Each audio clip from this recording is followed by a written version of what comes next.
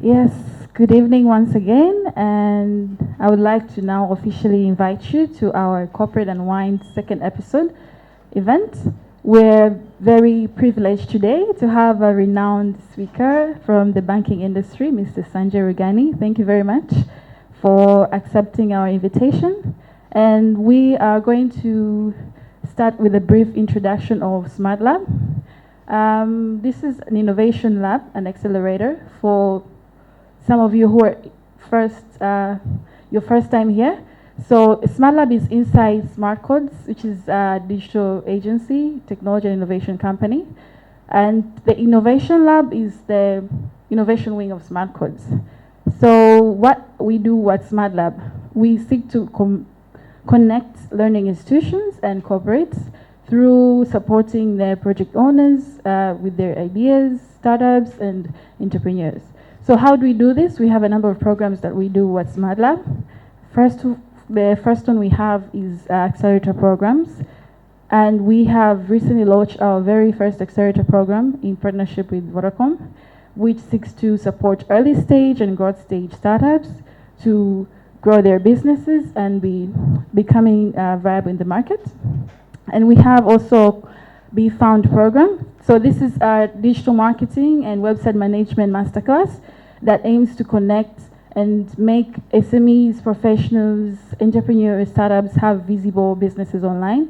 We have seen the gap that has been existing where startups have their businesses and they're not visible, they're not recognized online. So when you search for the businesses, you can find them online, which is a very big problem. So since we're based in the digital marketing, we seek to support them and help them how they can be more visible. And we have also university outreach program. So this is also to connect, like from our different niche that we have, is mainly to connect the entrepreneurs from the universities after they graduate, the project owners, with the corporates. So how do we do this? We conduct trainings at universities, and these are design thinking trainings, mainly to build the innovative mindsets, to instill the innovation mindset in them, and that they can become more entrepreneurial and more innovative. Even after they graduate, they can come up with innovative solutions for the communities. And we have also different events that we do. One of them is Founder to Founders. That is our flagship event that I know some of you have already attended. So this is a platform that we invite corporates, startups, entrepreneurs, development partners, and different people in the ecosystem to come and discuss different challenges that are there, different opportunities that exist, and how we can overcome these challenges, but also share different topics. We invite people from different organizations so that founders can learn from them, but also invite successful founders where they can learn from them. And it's a platform to network as well, where they can meet potential partners, mentors, or investors. And we have our Corporate Unwind event that we just introduced as well. Now, this is the second episode that we're doing, that we aim to connect corporate leaders, top corporate leaders, with entrepreneurs, professionals, startups, because we've seen that this also has been existing for quite some time, that startups who want to connect with these top corporates, they cannot do so because there's not been a platform for that. So we want to involve these top corporate leaders and corporates to involve them in the innovation ecosystem, where they can come and speak to these entrepreneurs, share their professional journeys, share their career experiences, business insights, and the lessons they've learned throughout their career, and also how they can empower these young entrepreneurs and young professionals on how to grow their businesses. And also they can become mentors as well for their businesses. Now we also have other programs that we are planning to do. That is the Girls Program, to empower girls in STEM subjects and just motivate them to take technology subjects and be more innovative. But also we have Kids Program, more also to involve kids at an early age in innovation. And yeah, we also have Smart Lab Talents. Now this is where we outsource talents to go and work for corporates in different in technology area. So we source mostly, let's say we can source developers to go work for a specific project that a corporate has, and yeah, for their growth. And we also have, we conduct hub tours. So this is more of a partnership based tour. So we seek to, we cannot, since we aim to empower these startups to make groundbreaking solutions, but we cannot do them on our own. So we seek to partner with different people in the ecosystem. We partner with different hubs and development partners to support us in doing what we want to do and reaching our vision. So that being said, I would like to welcome our CEO, Mr. Edwin Bruno, who is going to briefly introduce our guest speaker for today, Mr. Sanjay, and then we'll proceed from there. Thank you very much. Good evening, everyone. Yeah, my name is Edwin Bruno. I'm the CEO at SmartCode. I'm happy for you that you have made it this evening to come for this event. So today I'm not going to be the one doing much of the talks, but my friend here, Mr. Sanjay, of course, is going to introduce himself in terms of why, of course, we are here. I'm going to talk more about it, and I'm going also to share why we have invited Mr. Sanjay for the same, so that the whole of our ecosystem, which we have like a bigger gap around that, what kind of things we can learn from him. So, Mr. Sanjay, thank you very much. Thanks. You can. Great. Where do you want me to sit? Anyway. Here? Yep. You know, if my wife was sitting here, I would not have asked this question.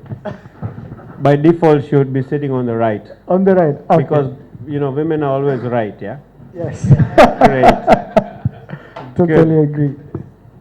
Yeah, so Mr. Sanjay, again, thank you very much for coming. And the reason, again, for why we have invited you here, we've been getting a lot of questions, of course, and some sort of, within the community, we call it the ecosystem of the startup, which include the people who have ideas, the people who want to do something, and pretty much most of the time right now, people are looking more into fintech. And when we talk about fintech, it's more of financial inclusion around it. And people, they think like maybe this startup competing with the bank. Pretty much maybe not, yeah? But for them to be comfortable, that's why a leader like you, we need to hear the story and pretty much which angle they'll be able to come and collaborate. But first of all, if we can get an introduction from yourself. Great. I think I can call myself FinTech today because it's my first event here and I'm in a technology hub. You know, but my name is Sanjay Rughani. I'm a Tanzanian myself. You know, I'm the CEO for Standard Chartered Bank, but I'm also the chairman of the CEO Roundtable. Something that I also do is I sit on the Tanzania Private Sector Foundation Board. I'm also the deputy chair of the Bankers Association. You know, I still do a few more things, but most importantly, I'm a friend of Edwin Bruno, you know, which makes me privileged. So a little bit more about myself. I said I am a Tanzanian. I always say this story to my team. I was born in Mbeya myself. My dad is from Zanzibar. And actually my life started probably at the age of 4, where I actually got senses about what probably I want to do in life. So when I was 4, I used to, you know, we all used to run around. Now, don't ask me my age, because my 4 years were very long ago. But when I used to run around, my father used to have this big radio. I know many of you may have never seen that size of a radio, but it was a big radio. My father used to wake up every day at 5:29 in the morning, which is what I do at the moment. And then he used to tune in the radio, and it started with BBC World Service. I don't know how many of us still listen to BBC World Service, but I listen to it every day because I think it's one of the best radio stations in the world. But at the age of 4, it dawned upon me that my dad was listening to BBC World Service, and I used to ask him, why do you have to listen to BBC? Is there nothing in Tanzania to listen to? and he told me there is a lot to listen to, but life is all about context, and life is all about exposure. If you want to be exposed and you need context, you need to look at the world that is much bigger than what you see. And for my dad, it was the radio. Of course, he had gone abroad a few times. But for me, that is where the whole context of world beyond Tanzania started in my life. So since then, I grew up. I studied in Beja, I studied in Dar es Salaam. My mother is from India, so I was privileged to travel to India. I did my studies there, and I did many things there. I did a lot of work. So what did Tanzania teach me? When I was born in Tanzania, it taught me, this thing called curiosity. And I was just talking to you about curiosity, that, what is that world beyond what I see? And it also taught me that there is a bigger world. Because I used to, the common story that we are all born with in Africa is, the Africans who probably don't get it right or who are challenged. It's a common story. When I was young, I used to have my relatives to visit me. They used to talk to me about 5 types of Colgates. I only know 5 types of Colgates because I only knew Colgate. But they had different, types of toothpastes. I think the first time I used my shampoo, I was 10 years old or 11 years old, and I was completely shocked what it had done to my hair. Wow, it's amazing, is it not? But it opened my eyes to many, many more things to do. So a little bit more about myself. I'm a man of family. Absolutely love my family. I have a very powerful family.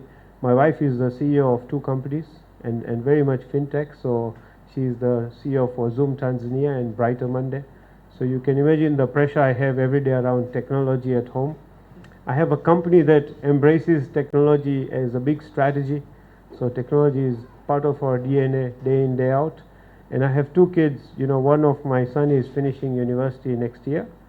He's into the environmental science world and pretty much driven by what technology can do to environment. And I have a daughter here who probably wants to become neuroscientist someday. And I ask her why, and she says she doesn't understand me. So maybe it will take her to become a neuroscientist to do that. So thank you. I'm very privileged to be here. Thank you very much for the detail, Mr. Sanjay. So for this kind of event, especially for the corporate, pretty much, of course, we are live streaming as well because most of the startup and the innovators, they actually want to hear a word from the corporate in terms of your experience. Pretty much because they're building something, they're looking to build a team. So based on your experience, what kind of things are you looking into? Let's say if someone have an idea, of course, they're going to have the co-founder. But there is that one time where now you need to start building something within the team. What kind of things do you advise around that? So I think, first of all, it's important we dissect this word called startup. Because I think it's one of the most sexiest words that we hear in life at the moment. Startup, fintech, startup, every day. So as I understand, and I'm a man of numbers, I'm a chartered accountant myself, and I grew up in the finance profession. So globally, every single day, there is 137,000 startups. And more than 95% of them fail. By the time I finish this talk today, we'll have 4,508 startups that will have failed. Every year, there is 5 million startups that are created in this world. And if you don't understand, the model of startups, then you really cannot make decisions on startups. I'm a banker. The way I operate is every day is to make sure that I manage risk, I nurture business, I look at prosperity, economic prosperity, client prosperity, staff prosperity. So what are the big things that hit me? Number one is the amount of failures that are there in startups. So if I have to make a decision on startups, my default mindset, we all have a default mindset. Do you know that? If you go out there and say, how many of us can predict that there is going to be a bus in 5 minutes, then we all start having a default mindset, is it not? So my default mindset says that I'm getting into a business where 95% of those business fail. and in Africa more actually. So that's very important to notice. Two is I'm in Africa. So the risks are different, the way we are nurtured, the way we grow up.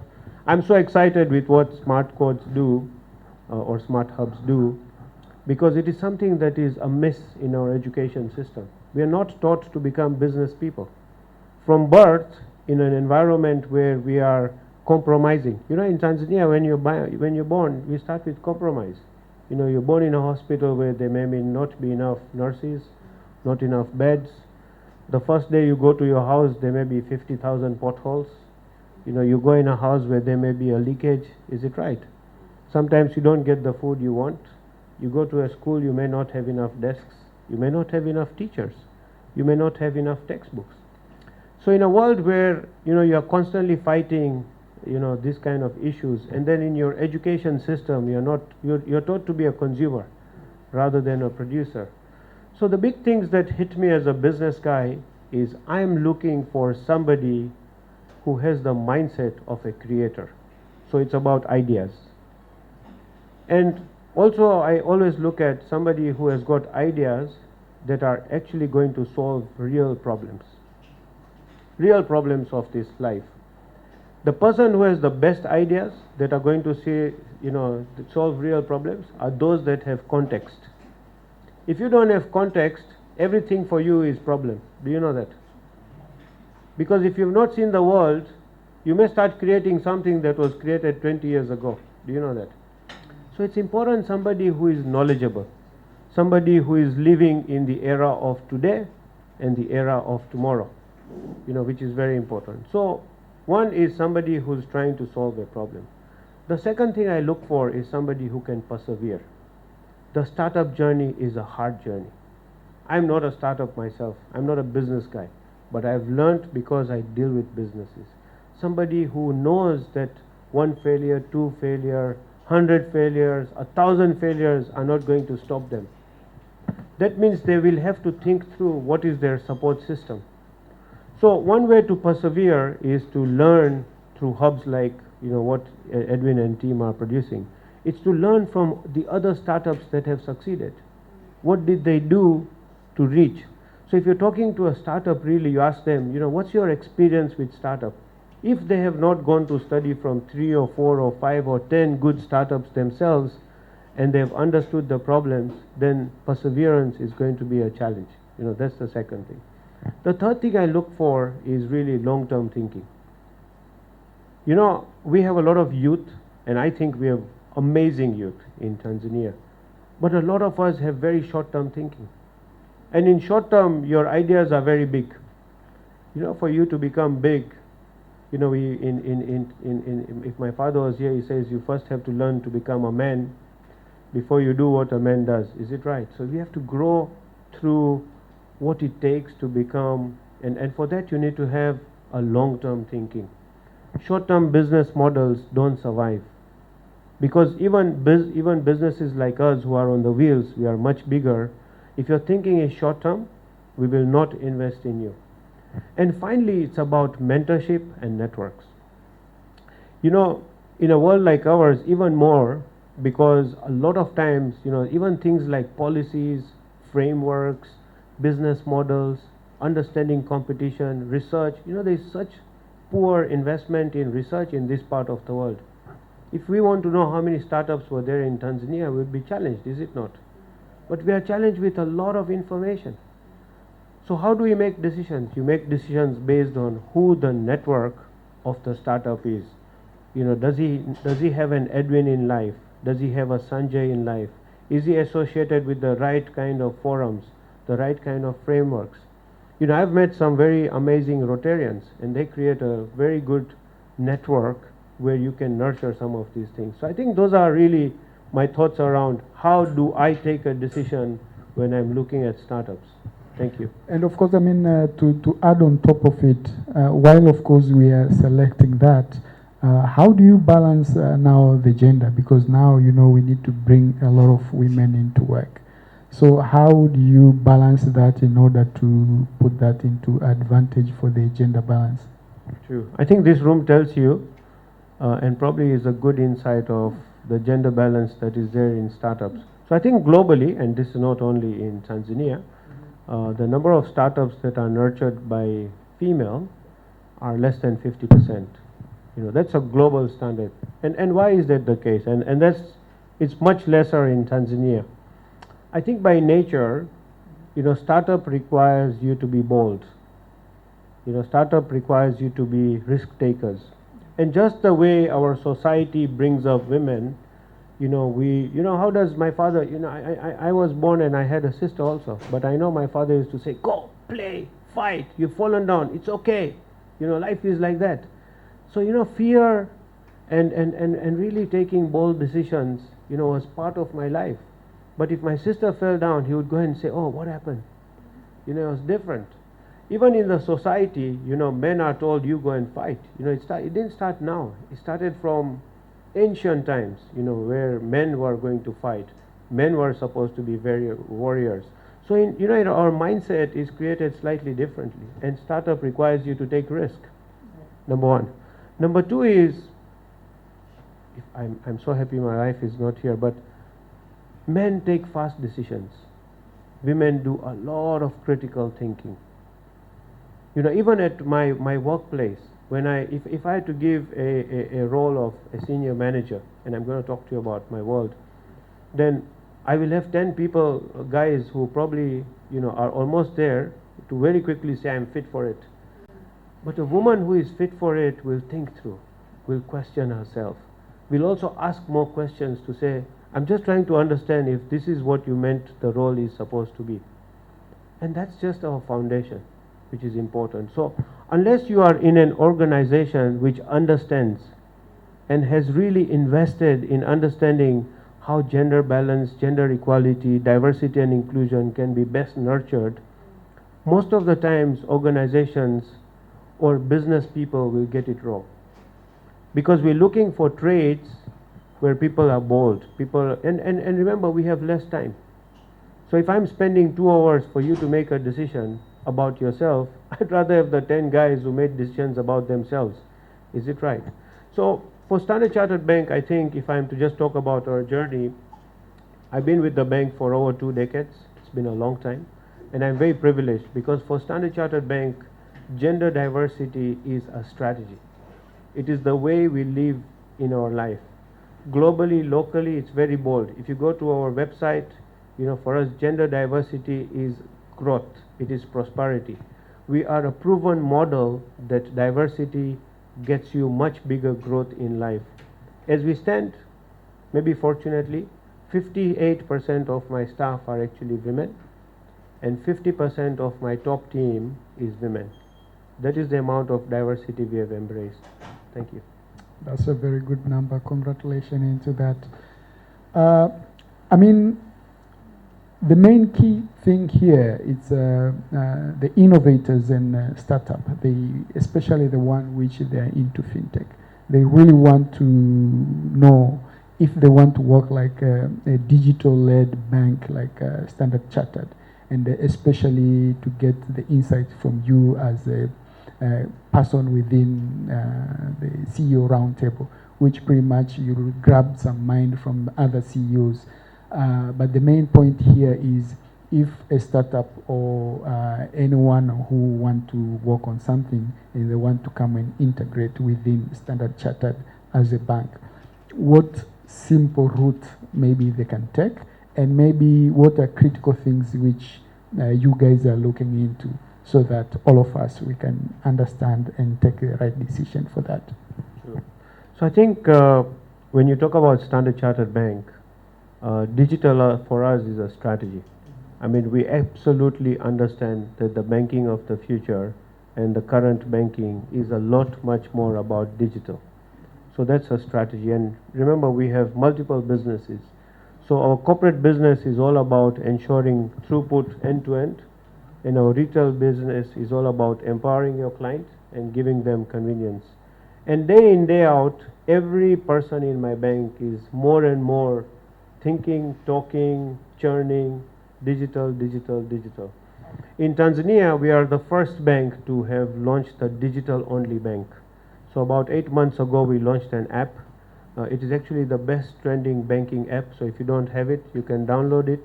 You don't need to come to my office. You can actually open your account at your own convenience. It takes about 15 minutes. We are a bank that has been existing for 102 years. And in my last 7 months, I have doubled the number of customers that I have ever had. So you can imagine a 101-year-old journey was crossed by the last 7 months of effort. So that is the amount of digital, innovation that we are embracing. But digital is not cheap when you think about banking. The most important thing that a client wants when you think about digital is safety. And in a world where every minute there is more than 44,000 malwares that are being released, cybersecurity is a big risk today. There is more than 23,000 individuals missing in the world today. The biggest job market that you have is actually cybersecurity, and we don't have enough specialists to manage that attack. We spend millions of dollars to every day learn about what is disrupting us from a safety perspective. So as a bank, globally we spend a lot much more money onto this. Number two is regulations. It's the regulations in every country that enable us or bind us. And I think the good countries where digital has grown much faster is where there is a framework but not a regulation, because a framework allows innovation. A regulation is about stopping innovation. It stops you. There is a roadblock, there is a red light, and pushing any regulatory thing and going to the parliament is the hardest thing to do, is it not? So for Standard Chartered Bank globally, number one, digital is a strategy. A lot much more of our new products will all become more and more technology oriented. Number three is globally we are partnering. We've also learned that banking is no more about doing it yourself, but it is doing it with somebody who knows it better. So we are a global brand. We are very loyal. Probably we have more than 20 million clients across the world. We are the biggest trade bank. Including in Tanzania, 60% of all the global payments are made by Standard Chartered Bank. In Tanzania, more than 25% of the taxes are collected by Standard Chartered Bank. So we are a brand of reckon. So what we do is we help fintechs that have an alignment model to our strategy to nurture with us. Now, in some countries, we've done this much more faster. So for example, in Kenya, we've just opened something called SC Ventures. And we put in a seed money of $10 million into it. And what we are doing is, whether it's from Tanzania, Uganda, Kenya, we are allowing, the small fintech companies to go and do a presentation. If we see that those fintech companies have the ability to expand, to grow, remember, we also need to see if the individuals behind it are authentic, then we support them to grow. The idea of Standard Chartered Bank is, because we are global, we want to help the brand grow globally. We don't want to retain the brand just in Tanzania. So we will nurture you, and then we will grow you globally. The challenge we've had in Tanzania is we're working with a few fintech companies, but one of the things that Standard Chartered Bank is doing with the CEO Roundtable, and I know Edmund, me and you have spoken about, is we're trying to nurture an ecosystem of startups in Tanzania. And that requires what? What is the definition of a startup? From a government perspective, what is a startup and how is the government creating an enabling environment? What kind of regulations are there? If you have the same regulations that you have for a company that is already running, for a startup, from day one as a nation we have failed. We actually need to have very different nurturing regulations. What we also need to do is having good financial models. Every startup requires finance, is it right? There needs to be very strong requirements around how data is going to be managed. Every fintech is about data. How are you going to make sure that data is secure? How are you going to make sure that you are being responsible for that data? There is a whole framework of judiciary system that is necessary, is it right? Your ability to understand risk. So what we are doing is we are championing certain initiatives where we can look at the whole ecosystem. But the other thing that has just hit me, and my BPM is here, is we in India, We are also looking at a new model of doing business. We call it Access, and someday we'll talk a little bit more about this. But what we are doing is we're working with the Amazons, etc., to say, if we had to, you know, bottle your business model into a smaller model and push it to the markets where we are there for our clients to see. For example, we could take it here and say, you know, maybe Mohammed Enterprise can do it, you know, or maybe any other company can do it. So how can we efficiently and effectively do that? Because we understand their banking platform, so we're now trying to bring in those frameworks which we can share with labs like yourself, because you can put it into the learning curriculum. Because one of the things you need to know about startups is, and I know Lillian is there, I tell her, every time in life it's about beg, steal, borrow. That first of all, if you don't have it, who else has it? Which is where you beg it, is it right? Yeah? Then you steal it, because if you don't get it, and you know, as a business person, you need it, is it right? Then you find the best way to get it, which means if you have to learn it, you have to learn it, you know. The other thing to do is partner, so you can borrow, because not everything in life is required forever. So whatever that limited time you need, you know, you need to borrow it. So that's the access model that we are bringing in. But maybe to add on top of it in terms of the Standard Chartered venture, I know the one in Kenya. Yes. So because time is very important, right now if a Tanzanian startup, they're looking to apply for it so that maybe they can get mentorship, maybe funding, what kind of process maybe they should jump into? So I will not lie, because one of the things we need to enable is, you know, Tanzanian companies through a regulatory framework needs to be allowed to also invest outside. So, you know, even if it's a startup and it has to start maybe in Kenya, so we need to look at it that way. So Edwin, and you were there, I think, at the launch. This happened about a year ago. At the moment, we are working with women in fintech. Every year, you know, I think we are now in our cohort number 4 or cohort number 5. But it starts with 400 women bringing their fintech ideas, and then we bring them down to 40, and we nurture them through a hub, and ultimately the 5 top ones each win, you know, I think $10,000 plus, and then we continue to work with them and nurture them towards a growth model. But it's also because some policy regulations in Kenya are very enabling, and some of these hubs are more enabling. I think what we require in Tanzania is to work through a framework where this is enabling. So at the moment I can do a referral basis, you know, that can be done. We are also planning to get the SC Ventures guy here and maybe just do a study tour first. Yep, that would be great. Because that can be established. But that's how we will pursue it, you know. But trust me, it's within ourselves. We want to do it. So actually, someone was asking, maybe that's a thing you can also answer. Since now banking, they're also trying to put a basket for venture in terms of investing into this startup. And sometimes startup might think maybe it's a free money, but you are actually getting some percent from that company. But at the same time, we know banks, they are pioneering in terms of lending money. So why are you choosing, or why do you think banks now are choosing to also have a basket to fund and acquire the company, vis-a-vis maybe just giving them a loan and then you get your percent when they return the money with X collateral? But we know most of the startup and the innovators, pretty much maybe they don't have a proper collateral to put on top of it. Right. So I think that's a very good question. I think number one, if you want to grow in life going forward, the only way to grow together is through networks. Because not one person in this world can do it all. I ask this question to a lot of my young staff. You know, how many of us believe that the world is moving at its fastest pace ever? How many of us believe? I believe that the world that I am in now at the moment is running at its fastest pace ever. Is it right? Well, that is the bad news. But we can also say it's the good news, because tomorrow is only going to get faster. Is it right?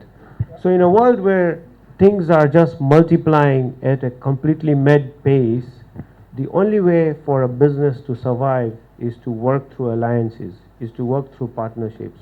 It's not to create, but it's to co-create. Is to use ideas and nurture them to become much bigger. Because as an organization, you can only do what is really core to you.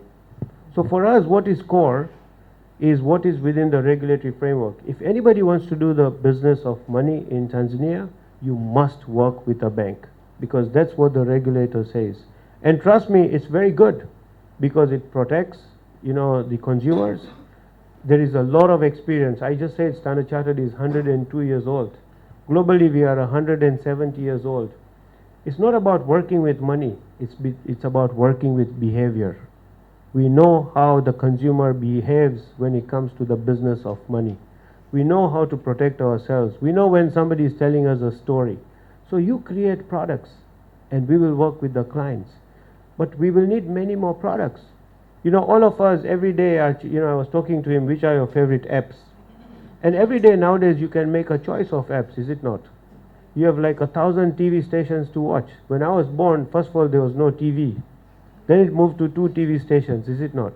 So in a world where my consumer mindset is all about making new choices every single day, you want to be empowered, the only way for a bank to survive is to work with people who can give my clients the choices, because there's not enough I can give. So that's number one.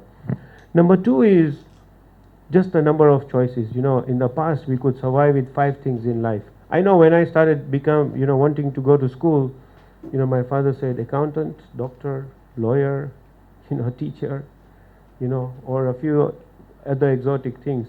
Now I was looking for the admission of my daughter, and it had 2,000 different things she could do. How am I going to cultivate those 2,000 things? So it's about outreach. It's about multiply effect. It's about transformation. And transformation comes from collaboration. So I think the future of banking is going to be like that. And there's going to be more and more disruption unless you are able to create the right kind of partnerships. That's very good one. Yeah, as you know, this startup, they have their own business, yeah?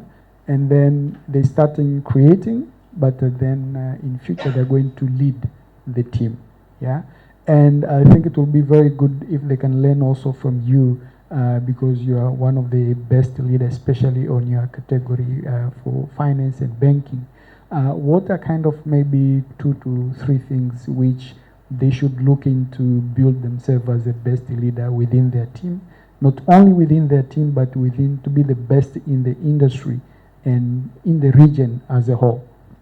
So I think Edwin is talking about the recently announced awards. These are the Global Very Brand Awards, where he's being very modest. He also earned the Best Leader Award within the category, and I earned the award.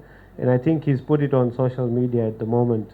And I was very proud that we did it together. Thank and you you. can imagine there was not many Africans. There were few, but we could have had many, many more. So it's always a privilege that we could stand out.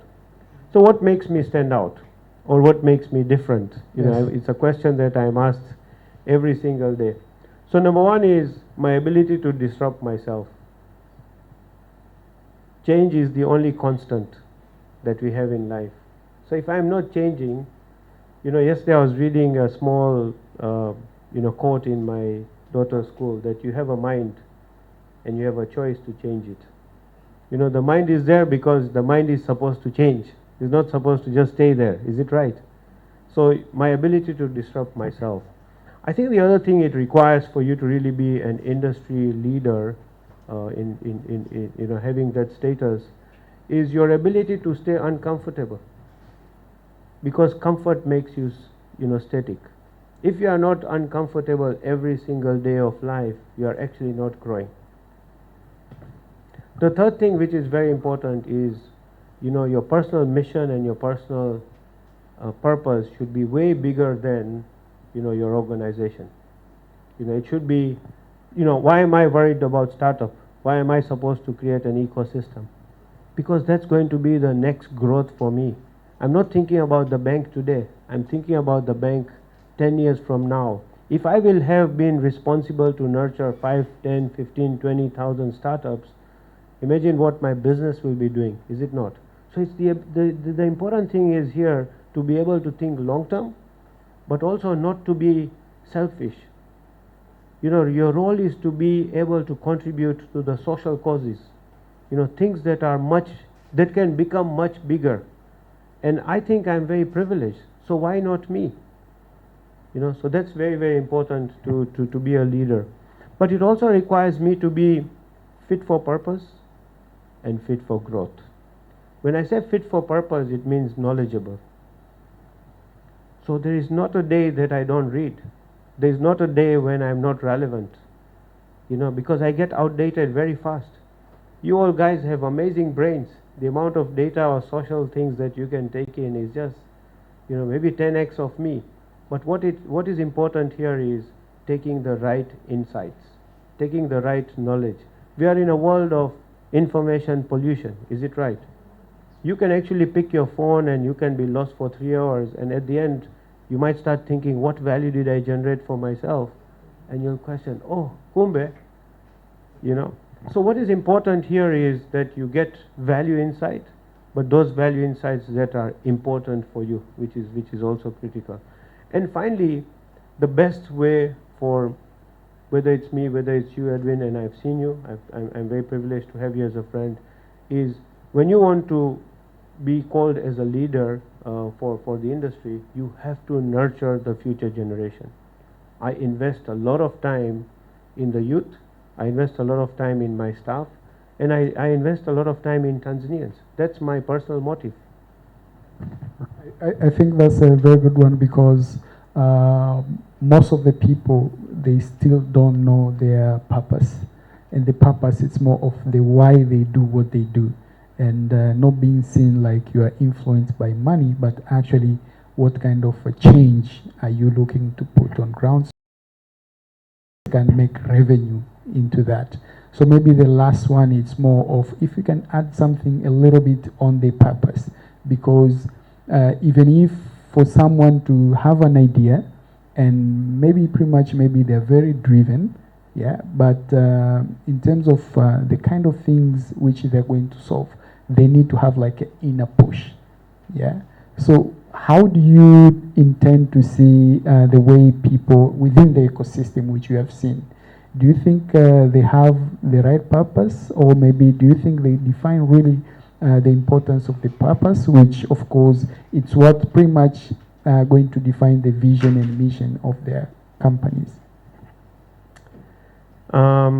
This is something I get very sentimental about, and I assume everybody here is a Tanzanian. If not, most of us are Tanzanians.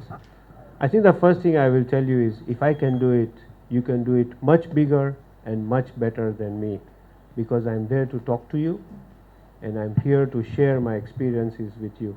If he can do it, you can do it much better, because there's going to be another corporate guru who's going to talk to you, and you'll have 10 of this. You don't even need us. There is a whole YouTube that is there, that you can use and get real better insights about life. When it comes to purpose, every human being has 4 lives. The first life is the person himself and his own life. What do you want to achieve as a person? You've got to have a motive in life. What do you want to achieve? Because otherwise, only people will achieve out of you. You need to know what you want to achieve out of yourself. Things that make you happy. Things that shift your emotions. When you look at things, have you been to a movie sometimes, or you're watching something and you suddenly feel tears, or you feel joy? Find that important matter for you. You have to nurture that. Number 2 is you and your family. Very important. What role do you want to play in the family? Are you nurturing the family? Are you growing the family? Are you contributing to the family? Are you adding love and joy to the family? Which is very, very important. And that family ultimately is also some friends, because they become part of your journey. And if you don't question yourself and you don't every year plan to put a purpose behind it, you will fail. Things that you don't plan are not measurable, and things that are not measurable cannot be progressed. You should be your own conscious to measure the progress you make. The third is you and your professional life, be it as a startup, be it as a working staff. You know, you need to define what's your journey. What do you want to do? I find a lot of Tanzanians are very challenged to tell me what they want to do in the future. Why? Why? It's your life.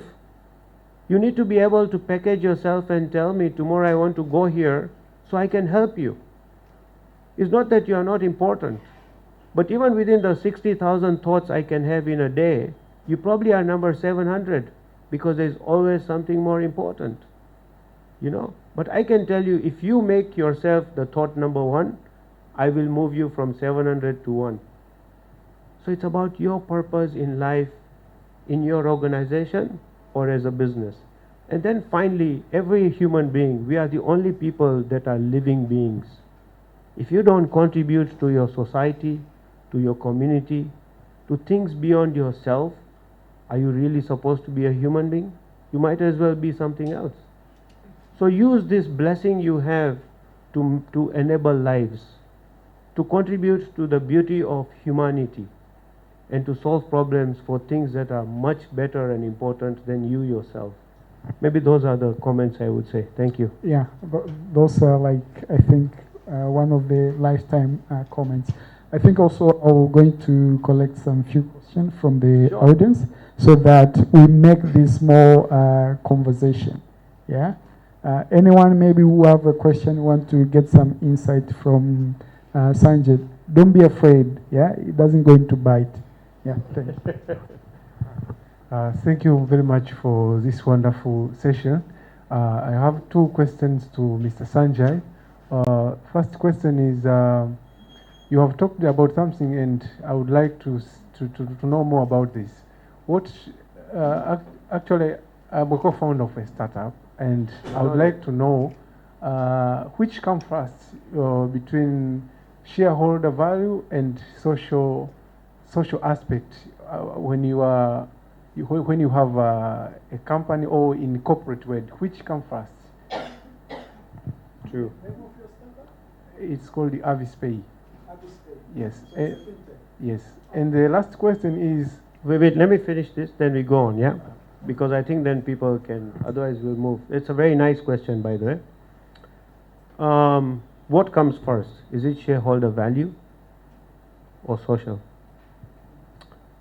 If you have a long-term view, shareholder value will come. Your purpose is what counts first. And I like that you started with a question called social. Social for me is nowadays the demand of millennials, is the demand of your future generation. They want you to protect the world for a better future. So social means contributing to businesses which are environmentally friendly, which are run with good governance, which have good ethical standards, which are all about transparency, but also about giving people the best outcomes. If you are able to deliver all that, then your shareholder value will come. Because shareholder value is not about money. It's about brand. It's about loyalty. And then money will come. I hope that's useful. Thank you. Thank you. The last question is, a few weeks ago, I was leading the Citizen, and I was shocked by the message from Mr. Simbe from TPCF. TPSF. Yeah, TPCF. So he was also like, why the government is not putting policies to enable startups.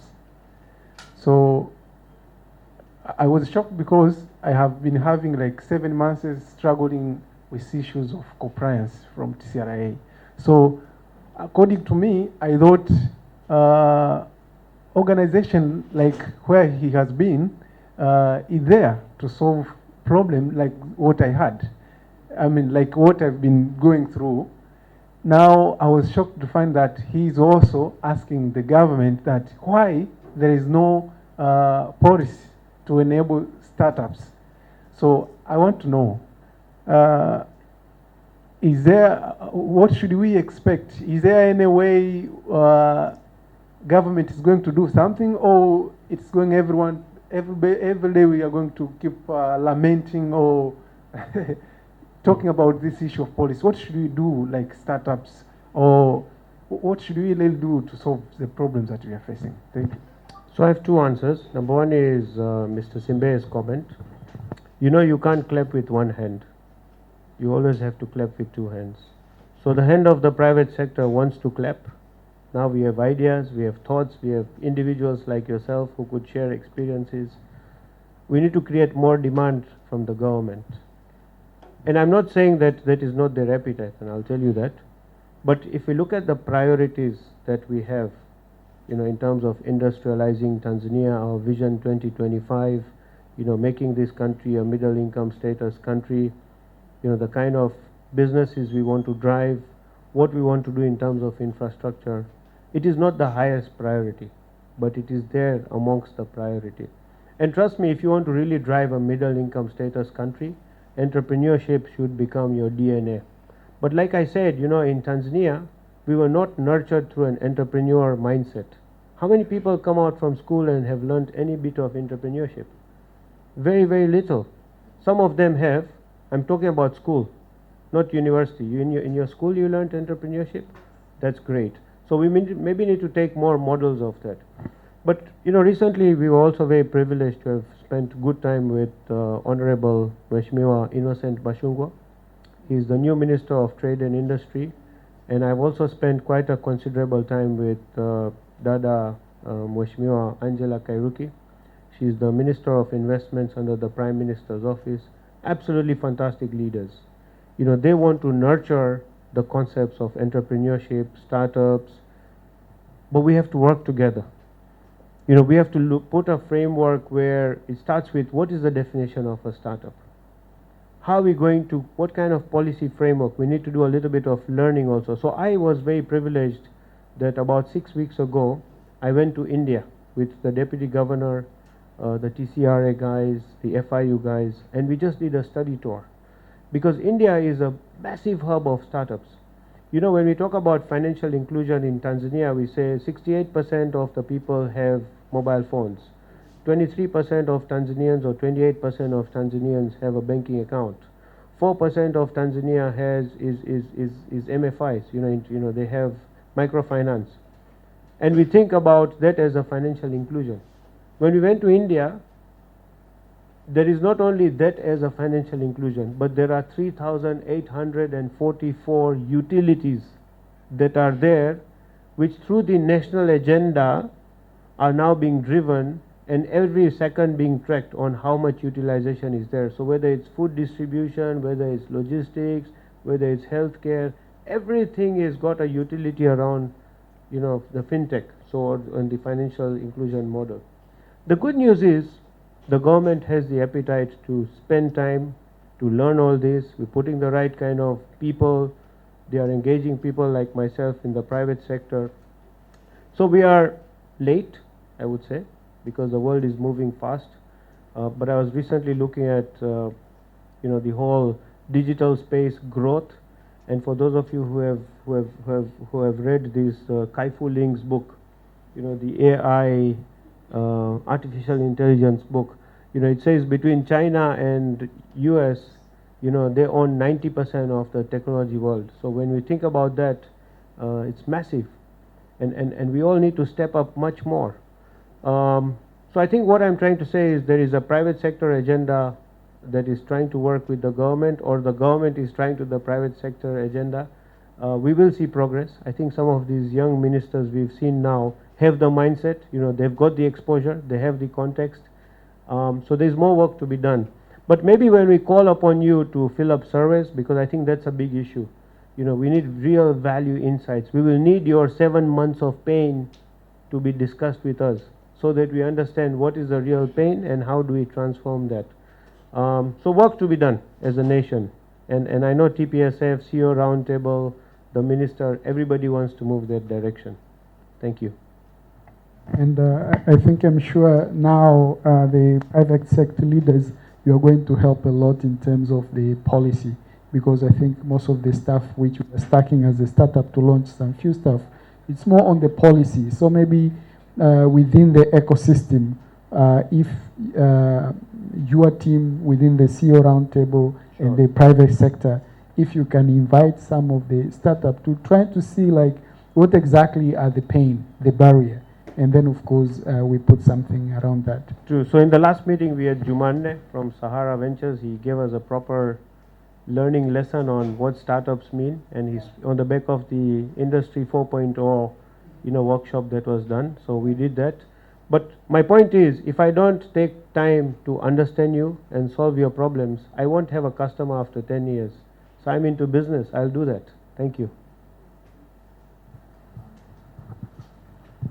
Hi, Sanjay. Thank you for taking your time to sit down with us. My name is Prudence Glorious. I'm from Africa Practice. We are a strategic advisory firm that provides engagement solutions, strategies to ambitious leaders like you that are in line with Tanzania's development vision. I have two questions for you. You mentioned disruption, you've mentioned fintech, you've mentioned financial inclusion. So I couldn't help but think about M-Pesa, which probably started as a startup, as an idea in one man's mind, and it grew into a mammoth, and now it's owned by the mobile sector, by Vodacom. How do you view the mobile sector? Because according to the latest statistics, by 2030 there are going to be 600 million SIM cards. So when you're speaking about Standard Chartered being you have a new solution that's fully digital.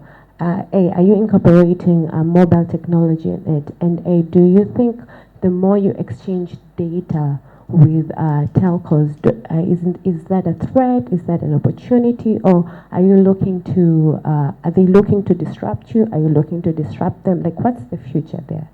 Good. I know you have a second question also, but I like that question because I think if I see mobiles as a threat, then I will not survive. Personally in my life, I wake up with a mobile, is it not? But the reality is that my new solution is completely possible because mobile phones exist, and more importantly, smartphones exist. And we couldn't have done business without co-creating, so and mobile phones companies are two types. One is those that create the mobile phones, and two, it is these MNOs that are of course selling data and solutions. So I think that competition drives creativity and drives innovation, and ultimately who benefits? Customers, is it right?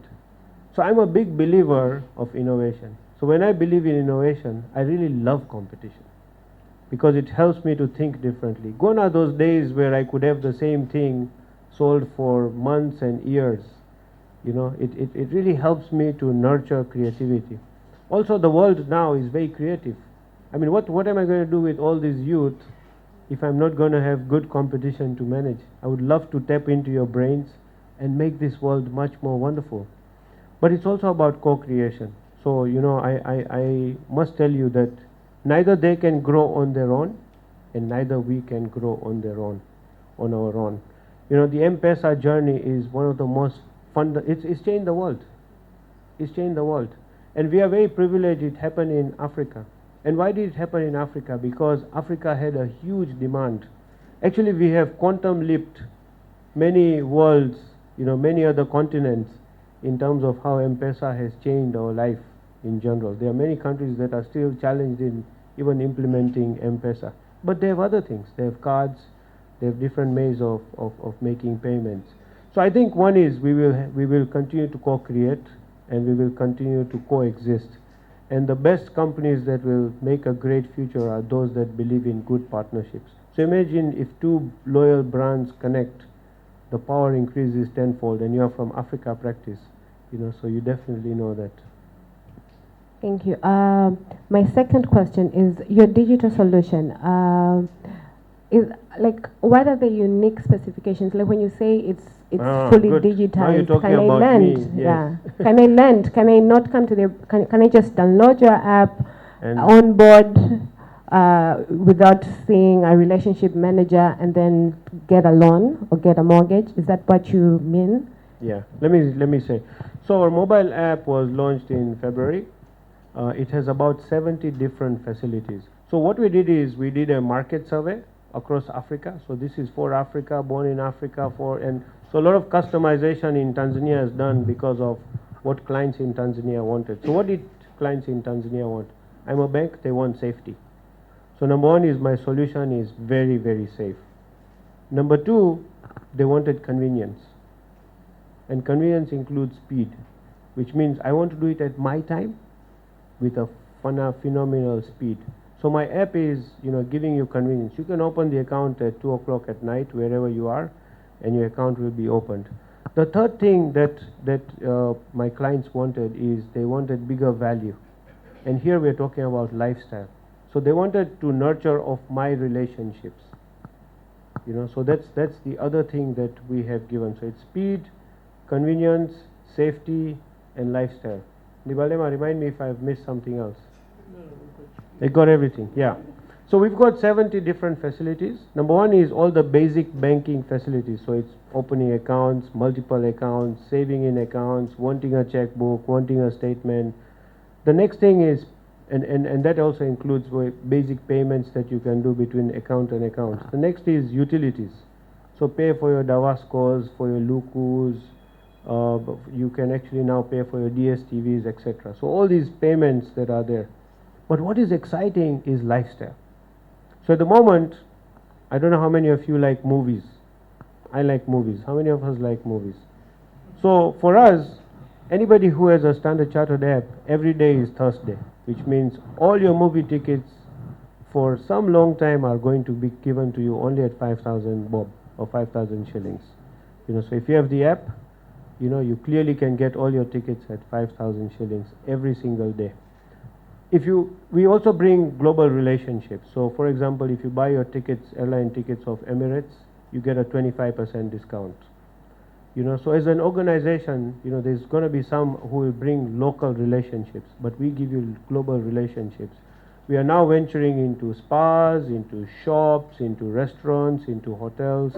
So we're working with a whole host of vendors, but remember, we'll give you quality. So we don't deal with any vendor, any Tom, Dick and Harry. We'll give you global vendors who you could work with. So it's got 70 different facilities of those kinds, and it's very secure.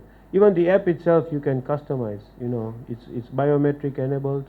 So when you log in with your thumb, it will say "Good morning, boss." It says that to me because I'm the boss of the company. So you can customize it because you like to put it up the way you want. You can choose a background that you want. In the morning it will show you a different background, in the evening it will show you a different background. I guess this is becoming more youthful, so that's what it gives you. So they have their own startup. Of course. Hello, Mr. Sanjay. Hi. My name is Jolda Makundi. Thank you so much for having us. Reason why I came for this meeting is because I'm an entrepreneur myself, and I'm very passionate about digital marketing and of course e-commerce. I saw the future of e-commerce 7 years ago when I was in uni, and that's how I started my entrepreneurship. It all began when I was obviously my degree and my master's I've holden into fashion marketing and branding and communications as my master's.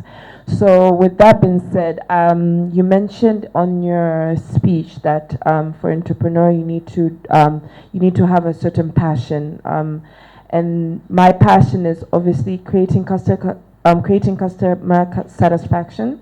At the same time, convenience. You mentioned that as well, and I've built a framework. So I created two brands actually, and one is called Shopper's Closet. It's an e-commerce brand. I distribute my products worldwide. I try not to focus on one area specifically because there'll be political reasons, economy reasons, and so forth. And when I came back, yes, I was driven, excited. I was ready to take over the world, but through challenges, it was tough. Obviously, you need to. I knew my target customers, but they were very niche because of my products, and through the convenience, I built a framework before I arrived. And the framework was reasons why I'm different to other e-commerce brands is because I am able to deliver a product within 7 working days. So let's say today is Friday, you will get your product within Friday. So you don't feel like you have to wait for 2 weeks, which is half a month, which I fail to understand why people would wait for that long. And yeah, so throughout time and my experience, how I began my business is through eBay, of course. And obviously the passion was I enjoy shopping, retail, especially on products on sales and stuff like that. And I was like, how can I make it as a revenue? So I obviously tripled the price to get my income, and obviously the logistic wise to deliver it to a customer. I tried to make the process and the framework as easy as possible, but when I came back, it was quite tough. So you mentioned about with digital marketing, no, digital e-commerce. If you want to, as a startup, if you want to push your brand more, you need to work on shareholders, if I'm not mistaken. You mentioned about share. No, he asked me a question. Is shareholder Yeah. value important? Important, yeah. Or social value more Yes. important? So I try to elevate my brand to that extent. Question is how to start. That's the biggest question mark. And obviously, the environment that your environment you're in. I mean, I've had so many discouragement statements from clients and the venues as the avenue as well. But I keep on pushing because I still believe in my brand. But yeah, I just want to narrow it to because my framework works. I mean, that's how I make my living. I want to narrow it to the nearest as possible. And yeah, talking to the big dogs like yourself. Yes. You say talking to the big dogs? Yes. I like that. You know, I can ground. How to push your brand with the big stakeholders. Okay. Yes. Yeah, how to push your brand. So I think I said, startup, if I'm looking for value, 4 important things. What problem are you solving?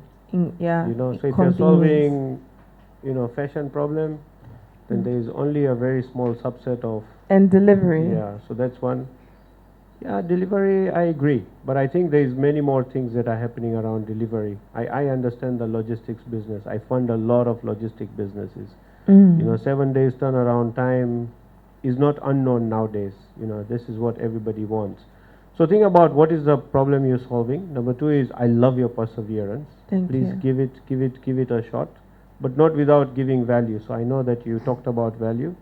The third thing is, you know, and I want to say this to everybody, that your network is your network.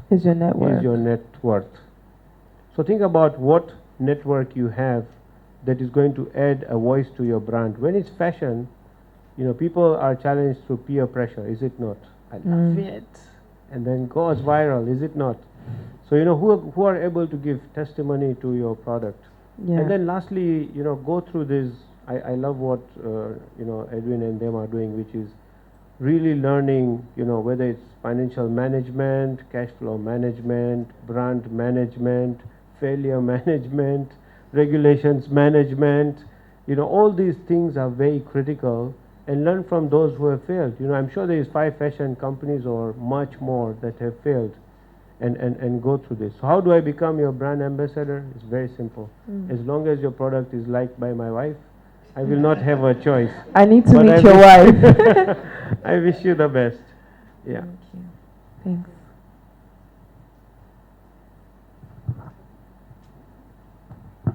And I think Edwin is saying shorter questions, so more people can ask. Thank you. Okay, I'm Justin. I am a founder of a tech startup.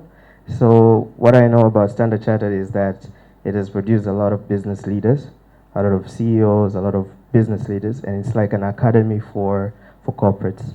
And so what I'm actually thinking is how can you extend that to startup owners, startup founders, and startup CEOs? And because also you are part of the CEO roundtable, how could you extend the academy that you actually have at Standard Chartered to be able to nurture these leaders into becoming future very good business leaders?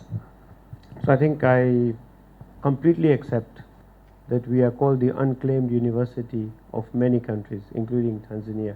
Even as me and you are talking, there are 8 CEOs of the banking sector that are from Standard Chartered Bank, which is great. And we're very proud of that. Because one way of growing brand and loyalty is by growing your presence through nurturing the future generation. And I think we do it well. So first, we are a bank. So what we can do in-house is what we are good at, and we are doing that. And every day, the fact that you have a few Standard Chartered staff here is not an accident. It is about our ability to continue to nurture that. I told you about diversity and inclusion, how we make women empowerment a mission, and we churn out many more leaders in that way. But we also are a big believer in something called sustainability. And we have 3 pillars of sustainability. Number 1 is just making sure that whatever businesses we do or businesses we work with are quality, ethical, loyal, and fit for Tanzania from a long-term perspective. The second thing is our own governance standards are of very high quality. Very high standards are always a challenge for many people. But the youth that are able to maintain good focus with very high standards, and sometimes they are a pain, are the people who will grow. Because it's through those challenges that you become really strong. But third for us is sustainability in the terms of CSR. And for us, health, education, and youth is very important. So what you've talked about is youth. We like to nurture people in the society or communities that we are in. So how are we doing this? I'm the chairman of CEO Roundtable. I'm in the TPSF board. So my engagement on startups and the knowledge that I have should tell you that I'm purposefully driving that as an agenda. Because if I'm not growing startups, like I said, I'm killing my future customers. That is what somebody else is going to still bring the product. Somebody is still going to solve the problem. So I'd rather create local wealth by nurturing that. So how are we going to do that? We've also in the CEO Roundtable, if you realize, have launched something called a program called CAP, which is the CEO Apprenticeship Program. So in Tanzania, if you take all the top companies, there's very few Tanzanian leaders, CEOs. It took 99 years for a Standard Chartered Bank to have its first Tanzanian CEO, which is me. And there is many such companies. Today, if you look at all the telcos, what's the case? If you take all the bottling companies, what's the case? If you take all cement companies, maybe that's the case also. If you take all sugar companies, we want to take off that challenge. And it also starts with startups, which is very important. So we've launched a program called CEO Apprenticeship Program, which is taking the next level or the next generation of leaders and nurturing them. So it's not academic, but it's experiential learning with CEOs. So there are many future CEOs who are currently learning with us to become CEOs, which means we talk to them about strategy. We talk to them about decision making. We talk to them about managing failures. We talk to them about sustainability. We nurture them by engaging them to meet leaders like Mheshimiwa Mkapa, where they start understanding how a nation runs, getting into the real discussion with economists, what happens in US, China, India, UK, how does it impact Africa, and how does it impact Tanzania. We nurture them by managing media. You remember the biggest disruption around us is social news, is it not? Every second we are tweeting, looking at some information. So how do you manage disruption if somebody writes stupid about you? Is it right? So those are the initiatives that the bank is taking. Also remember, we want to fund startups using some of our venture mindset, and we'll continue to do a little bit more on that. Thanks. Thank you very much. I'm glad to hear that Standard Chartered is, you say it's a hub for leaders. They're all going to learn there. And I think through CAPS, the CEOs which you guys are mentoring, pretty much it will be like an advantage when now this is startup they want to grow. Pretty much we'll need leaders, and we start getting our own local CEOs, Tanzanian CEOs, which are very, it's a very good one. Hi, Sanjay. Hi. Thank you for coming and speaking with all of us today. I think this is so important. you were talking a bit about youth and how important it is to empower and guide them. As a super young country and young continent, actually, how important is it to teach financial discipline and things like that to kids who are younger, much younger? Like, what can parents do to instill the right financial behaviors in their kids? And how can they work with Standard Chartered to kind of make that happen? Fantastic. I think it is one of the most important thing that needs to be taught in schools by parents. A lot of parents don't know it. If you've seen the FinScope survey, because it's the most empirical data that we can look at, more than 70% of Tanzanians are challenged in managing very basic money matters. And that's not very exciting. And that's why probably some of the decisions we've taken for a long time are not sustainable. The culture of savings here is very limited. People live hand to mouth. People live day to day. People don't invest in themselves and their education. Many don't invest on their youth education.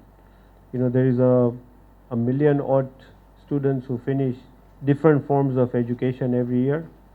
Only 40,000 get useful jobs, which is a big challenge we are facing. So financial management, financial literacy, is just much more important. How can we do it? So I think one is we have to do a little bit more work on the education sector, because the teachers need to learn and the teachers need to teach. So I hope that is going to become a bigger demand of the youth. How is Standard Chartered doing it? Not only Standard Chartered, but the whole banking sector. If you talk to my governor and ask him what are your top 3 priorities, he'll say financial inclusion, financial inclusion, financial inclusion is very critical, because that's what grows the economy. When people are financially included, there is prosperity, people make good decisions. So we have, as Standard Chartered, a program called Future Makers. And not only in Tanzania, but in many parts of the world, we've created a framework of education. So whether it's a young child, whether it's somebody in the secondary school, whether it's somebody in the university, whether it's somebody who is a guard outside, for every level, there are certain standards that you start with. So we start with the basic of what is a want in life and what is a need in life. You always need to fulfill the obligations of a need and then think about want. The basics of budgeting, the most important things you need to invest in. When you are born in Tanzania, there are certain implied important matters that you need to cater for, being in this culture, whether it's marriage, death, so many things that you need to support the society with. So what are those commitments that you need to know and you need to start planning for in every day of your life? How important is it to invest on yourself? What percentage at what age is important to invest on yourself? What are some basic mathematics you must know? What are things like compounded interest rates? What are investment products? So we are doing this. By the year 2020, we've just launched it about a month ago. And our aim is by next year we hit 25,000 youth. And we want to also do it in a snowball effect. So we want to work with organizations like ACCA, ISEC, etc.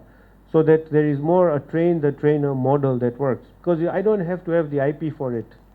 I need people who can make good financial decisions, because it will grow business and prosperity. So that's what we are doing, and we are calling for more partners. So if you have many more youth, come on. Thank you. Before I jump into maybe last 2 questions, I think there was a time when someone said your network is your net worth. But I think most of young leaders, they think networking, it's all about giving people, business cards. Yeah. So what have been like one of and we know that you have been going to so many meetings and you are networking and you know a lot of people. But I want to know, or maybe so that now people, they can start knowing how to generate network rather than networking of giving people business card. What kind of things or networking tricks that maybe have worked for you and which one maybe have failed, so that we can all learn and try to piggyback from that? True. So I think first of all, I just want to clear some myths. And there is a big myth that, he's the chairman of the CEO Roundtable. He's the CEO of Standard Chartered Bank. So networking is a joke for him. The more higher you go, the more harder it becomes to network. You know why? because you are being judged from that position. So imagine in the first 3 minutes, if I'm not making an implied value, if I'm not having an implied value conversation with somebody, my network is dead. But whereas if I'm talking to a youth, I'm looking for what value is this person going to bring. It can be 10 minutes, 15 minutes. It can be a fun conversation. So a few things about networking. Number one is there is no human being that can survive without networking. It's very important. Whether it's in your family, whether it's in your school, in your college life, in society, at work, it's very important. I want to give you some tips. Number one is at any given point of life, if you do not have 3 people in your life who are making you uncomfortable, then you're not networking well and you're not growing.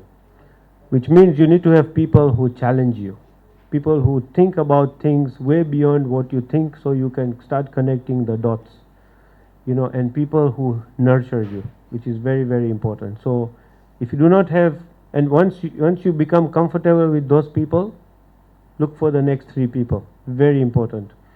Because comfort kills innovation and comfort kills progress. And I can tell you our biggest pastime in life and the best way we survive in Tanzania is through comfort. We don't challenge many things. We like to be with people who we like to be with. Is it right? It's not bad to do that. But look at, are you investing on yourself by doing that? There are many ways of keeping in touch. I know that I can meet you 10 times and we'll talk about the same thing. Shikadi, tuliongea au sio? Bado tunaongea au sio? Lakini tunaongea sio? So things need to change, need to evolve. We're not in Tanzania, we're in a global village now. The world is moving fast and we need to move faster. So that's number one. Number two is, when you're networking, you need to be authentic. Very, very authentic. I know a lot of youth who come to meet me and say, boss, I'm done, man, in life. I've got a startup that's gone tenfold. I've had this glory and I have that glory, and I've had many people who come and talk to me. I really love this about you. I love this about you. You don't have to talk about me. I know about myself. Is it right? You need to be very authentic. You need to be very authentic. We love to spend time with people who are naive, actually. We like people who tell us, I'm looking for a purpose. I have 2-3 thoughts. I would like you to help me to make decisions. Then we would like to spend time with you. So number 3 is really being very, very authentic. Number 4 is there should be a purpose. Why do you want to network? Many people say, boss, I would love to know you. And I say, why do you want to know me? You are important. Important for what? And I would love to know many of you, which is very important. So you need to know why you want to know people. I get on daily basis maybe 100 LinkedIn requests, and I understand why. Because at some time I did those stupid things. Listen, I'm not where I am. I've learned through. I've made mistakes. I had mentors who guided me. I had mentors who coached me. But you are in a world where information is much more easy to get. Spend some good time on YouTube or LinkedIn and get to know how best and what fits your model. What is important for you. So also, when you're sending requests, and if you're sending a big request to people like me, then put some comments. Why do you want to connect with me? Because otherwise it's just going to be a no, because we get many of them. You need to stand out. So networking is also your ability to stand out. And remember, networking is about long-term relationships. The most important thing, which I think is the fundamental basis of networking, is ask yourself, what are you going to contribute in that relationship? A lot of people just want. There is no network in life that survives if you just want. Ask yourself, I'm going to work with Mr. Rughani, what am I going to give him? That network will survive. I hope that works. Thanks. Yeah. I think the very important thing is to, before you ask, just try to give. In the process of giving, you will put your ask into that. Thank you. So I have a very simple question. And Edwin, it says, good to introduce yourself. What All right. is your name? Where are you from? don't miss this opportunity. You may be my client tomorrow. Thank you. Thank you. So my name is Edgar Wampingi and founder of Workness. Workness is a online platform for office space and meeting room sharing. So we help people who have extra spaces in their office. Yeah. And they want to share with others to list on the And I've platform. heard about you guys. Well done. Tell me what you want to ask. All right. So my question is, what was the biggest challenge you have encountered throughout your career, and how did you overcome it? And also, from a personal level, what was the biggest failure you have encountered apart from a career, in life in general, and how did you overcome it? That's a good question. So what is the biggest challenge that I encounter, and I continue to encounter, by the way, is, and my family could say this best, because I'm a man with too much passion, and I have 4 lives, and I try to contribute to all the 4 lives, but I can't do justice to all of them all the time. And typically in life what happens, and my daughter is here, so maybe I should apologize, is the people that you love the most, you hurt the most, because you take them for granted. And I know how many times I must have taken my daughter, my wife, and the most precious people in my life for granted. You know, I'll be 5 minutes late, I'll be 10 minutes late, it's okay, I didn't have dinner with them, I didn't speak with them. Because you know they're not going to run away, they love you, is it right? But those that don't love you, you know you have to commit to that time. So I think my biggest failure would be not spending time with people who are the most precious. Because I know in my days to come, when I am having my last days, these are the people who will count. Is it right? So the good thing is I'm now getting to understand that better. So I hope that is. What is the biggest success I've had? Is that what you said? The next question. Biggest challenge career-wise. Oh, career-wise, what's the biggest challenge? Wow. I think it's yet to come. And the reason is that, you know, I want to do many things. You know, I want to do many things. The legacy I want to leave is what I'm attacking at the moment, is yet to come. I can tell you I'm a very privileged Tanzanian. You know, I'm very privileged. I've had to work very hard for what I do. But also I've always been very purposeful. So is there a challenge that, maybe the biggest challenge for me is going to be, how am I going to make 500 Sanjays? And that's my mission. Thank you. Excuse me, just announcement. With the car number plate 980 DPK, kindly go and remove. Excuse, someone needs to move. So guys, can I just make something? It's called I have a 7:30 movie with my wife. So if you allow me to go with 1 or 2 questions, you know, I'm sure we will be very privileged. And I will not make the mistake again. Thank you. So it's a confession. I'm glad to see that you are putting time on that. Maybe one more question. Can we get the lady, maybe? Gender balance? No ladies? Yeah? Yeah. Last question. Just close for today. Hi, Sanjay. My name is Helen Dani. I'm actually a relationship manager, corporate banking at Stanbic Bank. For me, actually, the question is around big data. I think that's one of That's true. among the sexy words that you have actually missed. So the question is, what is Standard Charter and you yourself are doing around big data? Yeah. Good question. And I love it because you have competition. Thank you. You know? Right. I think, you know, we all know data is your new gold. So what is Standard Chartered doing? I think number one is we are very fortunate to be a bank that has a huge repository of data. So I'm sure by now we have 10, 12 years of data. So number one, on you know, the olden models of giving out loans, credit are all changing. So we are using a lot much more data to make decisions, number one. Number two is the world is much more volatile. So we are able to, with our data, study during volatile days what businesses survive the best. So we nurture, and what decisions were made.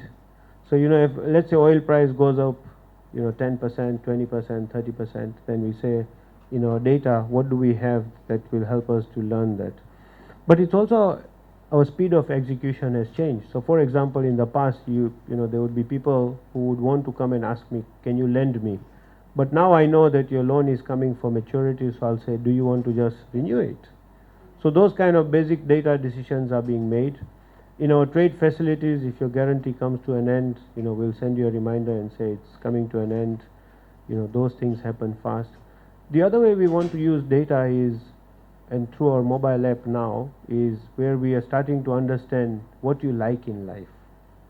So the vendors that you use the most, will start expanding that because you want more choices. Is it right? So that is going to be a very big part of what we do. The other thing about data is really around, at the moment, we have expanded so much on our product capability. And a lot of our clients still think we are one product, two product, three product bank. So if I have to suddenly say there are 17 other things you are not using, I can use my data to use that. Is it right? And finally, some data are really special. It has birthdays, anniversaries attached to them. So it allows us to recognize our clients. Some clients have been there for 30, 40, 50 years. So we use data for all purposes. We're not the best yet. And that's really because we also have a mindset of risk to say, if we overuse data, what risks are we embracing?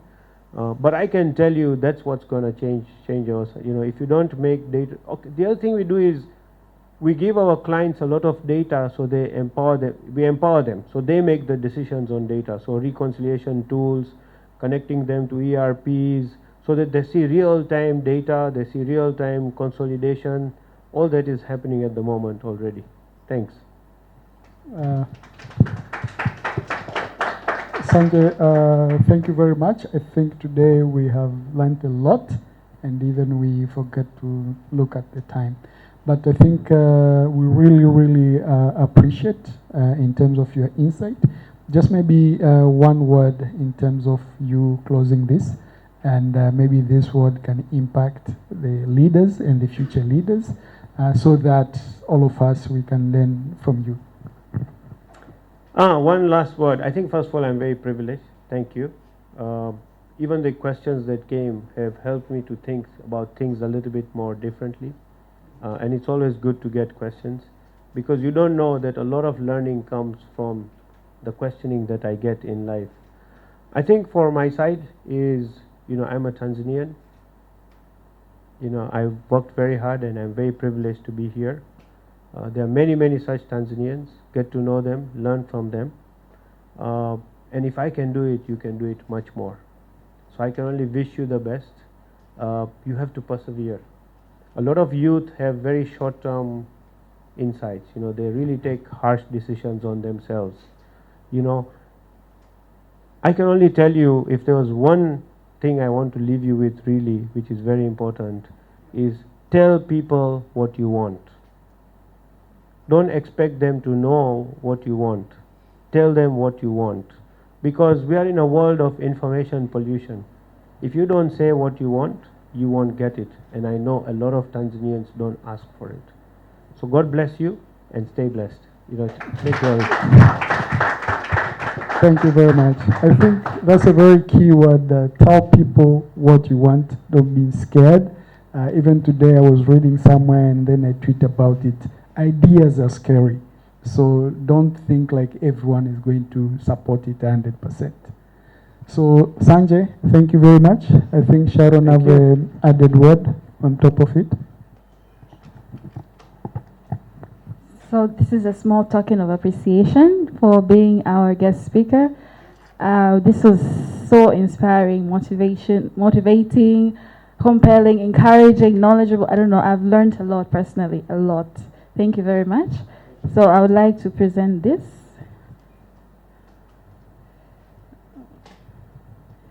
Great. Yeah. Yeah. Good. So Sanjay, this is for you.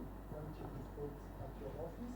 So most of the time when you look into it, you actually see the startup, and if they put their proposal, like my friend there, trying to put them on top of your email. Thank you very much for coming. Good. I know notice you have smartly coded me today. Thank you very much. Thank you all very much. It's a pleasure. So, as I'm escorting Mr. Sanjay, let's do now a proper networking, not giving business card, but trying to know someone and trying to see exactly how are you going to help so that you can get being helped. Thank you very much.